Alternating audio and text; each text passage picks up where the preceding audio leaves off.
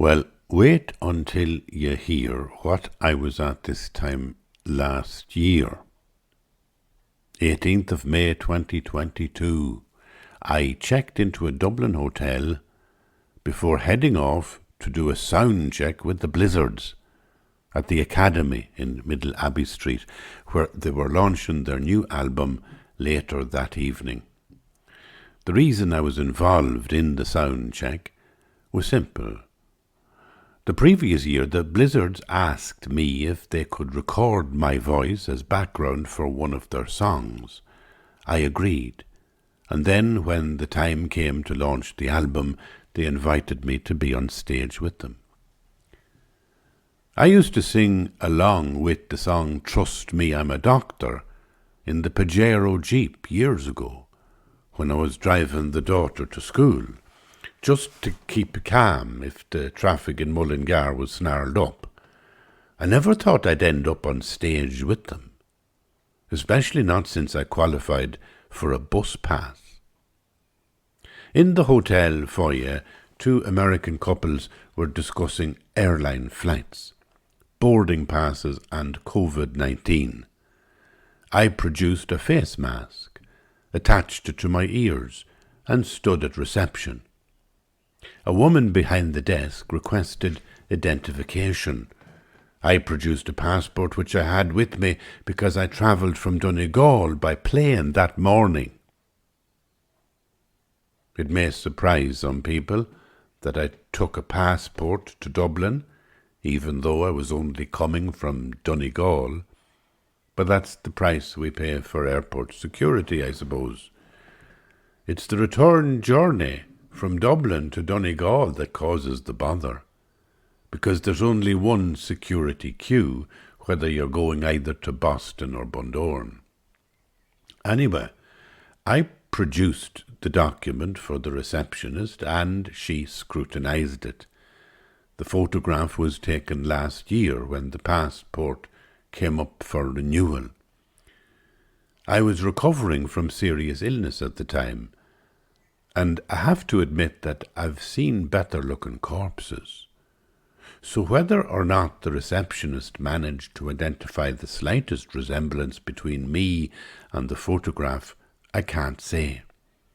But eventually she handed me the key to a room. I had no bottled water in me luggage, and that bothered me. 3 years ago, I had a heart attack in a hotel, and I'm no longer comfortable with the central heating in some establishments. I worry I might dehydrate in the night, so I always bring a bottle of sparkling water with me. At home in the hills above Loch Allen, I sleep with the window open, and even on summer nights, the breeze from the lake and the rustle of trees cools me down. Dublin hotels are a different kettle of fish. I close the windows because young people on the street below are usually enjoying life at such a level of intensity and sexual frenzy that they keep me awake. The squeals of the young person at full tilt on a stag or hen night in Temple Bar would keep David Attenborough awake. But if I close the windows, the central heating sucks moisture from the air, and the lungs in my rib cage feel like two very large and dried prunes. And if I turn up the fan to get more air, I feel like I'm lying under the wing of an aircraft with the engine running. I flap like a whale and don't sleep, so I go out walking at the crack of dawn, negotiating my way around streets stained with cigarette butts, empty beer bottles and vomit, where young men are stretched in sleeping bags like dead seals on the pavement. So, despite the sound check at 4 p.m, I went out to find my sparkling water, and when I returned with a 2-litre bottle under my oxter, the receptionist eyed me with what I thought was unwarranted curiosity. To be fair, the room was splendid, and the bed was as extensive as a little bouncy castle. So, like Goldilocks, I lay down for a moment and fell instantly asleep, until a text from the venue landed at 5 p.m. "Where the fuck are you?" I leaped from the bed in a panic, got out the door, ran down the wrong stairs, and ended up in the kitchen. Then I burst through the foyer, where a cluster of Englishmen were waiting on a taxi, and I almost knocked one of them over as I scurried through. They might even have heard me mutter the fabled words, "Excuse me, I'm a doctor." But they were not to know that I had an appointment with destiny, and no traffic could bar my way. I was gigging with the Blizzards. Now, that's what I wrote a year ago, and it's funny because what I'm talking about there is how things like the fan can keep you awake in a hotel, or how the central heating can keep you awake, or if you open the window, then you're listening to people on the street and they keep you awake. The fact of the matter is, and this is a year later, the fact of the matter is that what keeps you awake is much deeper and more profound sometimes than just other superficial causes. What keeps me awake is what's in my unconscious, and what my unconscious allows come to the surface, what my unconscious is filtering and then picks one particular issue and then it surfaces like a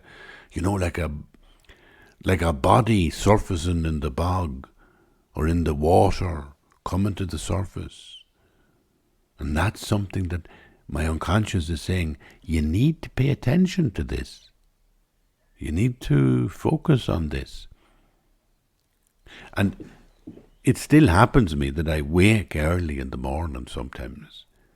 And at this time of year, during May, I say, well, that's because, there's an earlier sunrise and the light is coming in the window. But I don't think that is the case. You see, I think it's to do with anxiety. I think we wake early because we get anxious. And there's little things in my mind, usually they're worries to do with other people. Somebody that I'm not getting on well with. I may be having a disagreement with them. Or I may be annoyed because I said something wrong to them. Or they said something offensive to me, whatever. And those are the kind of things that keep you awake. Another thing that keeps me awake, I suppose, is, when I neglect somebody? So let's say, this is very much in the book, All the Things Left Unsaid, but when I leave somebody alone and I don't phone them and I don't contact them, and I know that they have had a heart attack, I know that they are recovering, I know that they're probably going through a difficult time, and I don't contact them. Or maybe because they've separated and I don't want to phone because I don't want to get involved in the messiness of all the disturbing emotions that might be floating around when two people separate, And so I avoid it. I don't avoid it consciously. It's like you have a fierce good ability to sort of forget things that you want to forget. I don't know if you ever found that. If you want to forget something, I don't want to visit that fella, so I'll just forget. It's amazing. And those are the kind of things that waken me sometimes early in the morning and I feel uneasy. And maybe the deepest level of when I wake in the morning is when I wake in the morning and I feel there's something deeply wrong with me, right? I feel that it's like I'm on a team and I, in some way, I'm not playing my part, but I can't really put my finger on what it is I'm doing wrong. Now that's a very, very deep sense of unease. And I think we all have it. At different times, we can all feel this. It's like a sense of, it's deeper than alienation. It's more like a combination of alienation and guilt. That I'm alienated from the rest of the group. they don't like me, but it's because I did something wrong. And I think that usually is so deep, it has to go back to childhood. It has to go back to, some deep experience you had when you couldn't even put language on it. And the condition is there probably all the time, and then something triggers it. And I thought I'd love to do a podcast about that. And so I did one podcast coming up after this, which is a meditation on this issue. The issue is me waking up early in the morning, like 4 o'clock, 5 o'clock, 6 o'clock, and feeling uneasy and wondering like where that comes from. And then saying to myself, how do I get rid of that anxiety? And the technique that I offer to you in the podcast that's coming up is a Buddhist way out of it. Because that's what I use. A Buddhist technique to experience your life as deeply belonging in a wider community of life. Feeling yourself loved. Feeling yourself embraced. Feeling yourself enfolded in the motherliness of God. And that's the most frequent way that I think of it, is the motherliness of God. It's like when I feel uneasy in any situation, I try and remember not just that I am in the presence of God because I'm in the presence of the apple tree, but that I am in the presence of a motherly God, that no matter what is happening in my life that may be difficult, like health issues or aging, because they're things that are just there for all of us. We're all born, we all age, we all die. Suffering. Simple Buddhist idea. But it's how do you get underneath that? How do you let go of the ego enough and sufficiently that you can feel the joy of just being here? So I think about the motherliness of God when I feel I'm in enemy territory, when I feel that, when I feel unloved, I suppose, in a kind of a deep, unfocused way, a sense of guilt that I may be the one who's always wrong, always doing things wrong. I give you a story about that now. There was a time I was in Cork one time, and I was in the clergy, the Catholic clergy, and they used to have in those days, 40, 50 years ago, they would have street processions on the feast of Corpus Christi. And there would be a canopy with 4 posters as the centre, and underneath that canopy, a priest who would be clothed in very ornate robes and a cape. He'd be holding a monstrance, which was a kind of a thing looked like the sun. It was full of jewels and silver or gold, and at the centre of it was the host, which was the sacred, real presence of the Eucharist. There, like a focus, like an icon of God present substantially in the world. And that was revered and adored and worshipped, and the procession would have police in it, Gardaí, it'd have children of Mary, little girls in white dresses spreading petals in front of it, and it was just like a big deal, and it was a very big deal in Cork. And it went around each parish, so that each year a different parish would take responsibility for the central event, that canopy and what was underneath the canopy. And this old parish priest, who was doddery and nervous, his time came that he became the one underneath the canopy holding the monstrance with the body of Christ within. This is a very dramatic thing he's doing, and Patrick Street in Cork is full for this procession. And there he is walking round, and his curate comes up to him and whispers in his ear, "We forgot the host." They forgot to put the host in the monstrance, and the parish priest, in despair, distraught, says, "Fuck it," he says, "we always forget something." And you can feel sorry for the poor creature, the poor hopeless, inadequate human being who's been asked to do something which is like above his capability, and he's made a mess of it. And you could say the same for most of us, all of us. We just fail. Samuel Beckett says, fail better. But you always fail. We always fail. And we can sometimes be overwhelmed by this sense of inadequacy. This sense that I am a failure. Or that I have let other people down. There's so many ways to feel this sense of failure. That you've offended somebody, that you've let somebody down, that you have omitted and forgotten to do something that you should have done for them. There's just so many ways. And it's a mixture of guilt. Guilt, just unnamed, but you're carrying it like an awful weight. And I think that is what sometimes wakens us in the middle of the night or early in the morning. I think that's the truth about where I am sometimes at 6 a.m.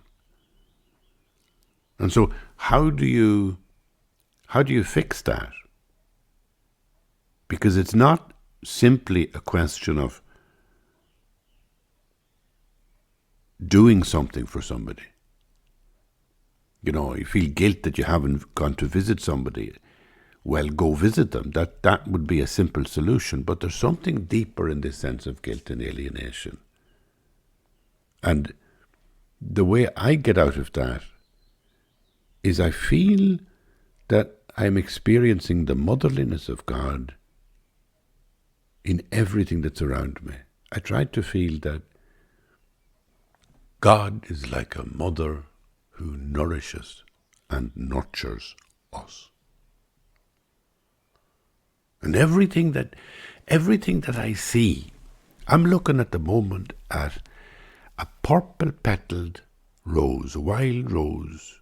There's a purple petal on it, out there in the garden. I can see it through the glass, through the open door of the patio door there on my studio shed. And I'm looking at it, and I'm not just thinking about it conceptually, that it's there in the world separate from me. I'm looking at it as like, within it's like the finger of the tenderness of God is in that rose. My relationship with that rose is not just intellectual. It's not just like my eyes perceiving it, or my brain decodifying the signal and saying, "Oh, that's a rose." It's more a knowing with the heart. I feel a relationship with that rose, with those petals. I feel they are there, like they hold the hidden presence of God. As much as the Christian might find that in the real presence, the bread that has become the body of Christ, well, I find it in the rose. I find it there in front of me is the actual presence of God, like the fingerprint, like the face of God. To the extent that it's a veil, but it's the only way that I can experience God is through this veil, because what God is something I couldn't experience. It'd be too much for me. But here it is. And the fact that that rose is there now in this moment, I'm here in this moment, I'm engaging with that rose at this moment, that's a relationship. That's not like the rose was here this morning and I'm here this afternoon. No, the rose and me coexist. So no matter how I'm feeling unhappy, or no matter how I'm suffering because of my age or because of my health, that rose comforts me. And it comforts me not because I'm conceptually thinking about the rose or looking at the rose. It comforts me because its presence in the world is like God's presence. It's reality of God. And there is nothing but God. It's all about me, this sense of presence. In the apple tree out the other window, I see. In the lush leaves of the beech trees. In the buttercups which are coming up just at this moment in time. These buttercups are coming up like the hand of a mother that might reach out tenderly to comfort me if I was a child. So those buttercups have grown for that reason. That is the nature of their being in the world in this moment. And in this, you get Julian of Norwich's idea of the motherliness of God, that all things are working towards the singularity and completion of God's presence, and that there is nothing that exists separately, autonomously, privately, or in any alienated form, so that you or me are not alienated. We are not separate. We are not on our own to be made feel guilty. I know religion gets blamed for making everybody guilty, but I think the fact of the matter is that the feeling guilty is part of the human condition that comes with the sense of individualized consciousness, just being here, being different from everybody else and wanting to be part of the club with everybody else. Those two things create a tension which inevitably leads to the sense of guilt. And religions have mechanisms for dealing with guilt, for dissolving guilt, by reflecting on the truth that you are not an individual here alone and alienated to be burdened with the sense of guilt. You are actually just as much the expression of God as the rose is. You are a rose. You are being in the world like a flourishing. This is wonderfully God's presence in the world. You. Me. And when I say that, I mean it like we have never been as intimate, you and I. Never have I done this podcast before. This moment is the moment. And we are intimate not because we belong to our own individual root, but because the root is the one single root that ends in God. We are one in God. We are one in Christ. We are one in Buddha. But we are one. And you're not alone at 6 a.m. You're never alone. You're never guilty. You are always loved. Look at the flowers. Look at the ocean. Look at the mountain. Look at the stars. Look at the eyes of your beloved. Look at the eyes of any sentient being. You are loved. We are one. Thank you for being here.